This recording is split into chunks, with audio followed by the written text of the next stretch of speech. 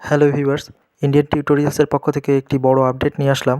আজ 25/1/2022 পর্ষদ একটি নোটিশ দিয়েছে 738টি পদের জন্য যারা গ্রিভেন্স হিয়ারিং করেছিলেন।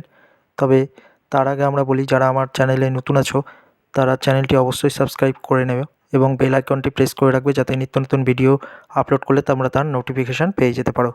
এবার আমরা ভিডিওর মূল বক্তব্যে আসি। পর্ষদ আজ 25/1/2022 তারিখে একটি নোটিশ দিয়েছে।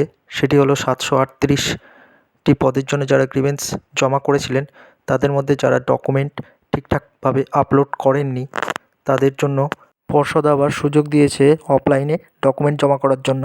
পর্ষদ নোটিশের সাথে প্রায় 270 থেকে 80 জন ক্যান্ডিডেটের নাম দিয়েছে যারা ঠিকঠাকভাবে ডকুমেন্ট আপলোড করেনি।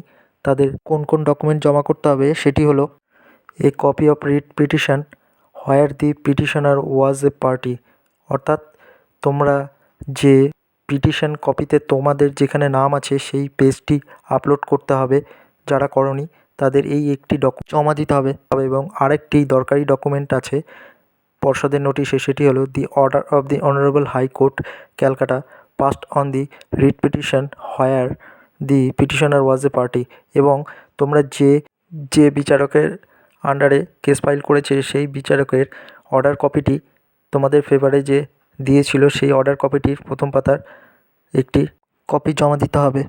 এই দুটি ডকুমেন্ট তোমাদের পর্ষদে জমা করতে হবে।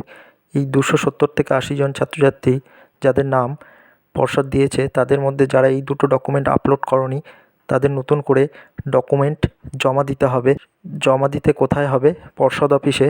এবং কত তারিখের মধ্যে? সেটি হলো 27/1/2022 থেকে 3/2/2022, অর্থাৎ 27শে জানুয়ারি থেকে 3রা ফেব্রুয়ারি এই তারিখের মধ্যে পর্ষদের সল্টলেক অফিসে তোমাদের এই দুটি ডকুমেন্ট তোমাদের অফলাইনে জমা করতে হবে।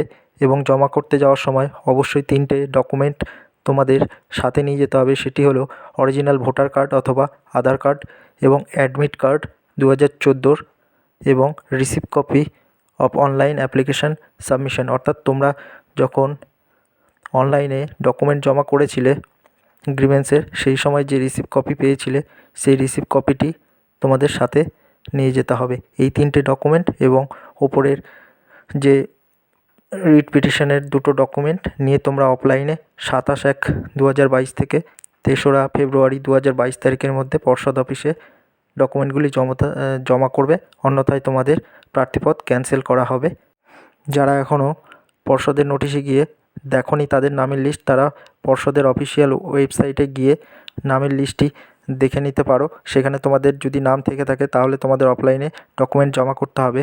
তোমরা আমাদের চ্যানেলে একটু আগে আমরা বলেছিলাম যে 738টি পদের জন্য খুব দ্রুত হারে পর্ষদ কাজ করছে এবং খুব দ্রুত তাদের হিয়ারিং সম্পন্ন করে কী কী ত্রুটি আছে সেগুলো সম্পন্ন করে নামের লিস্ট প্রকাশিত করবে।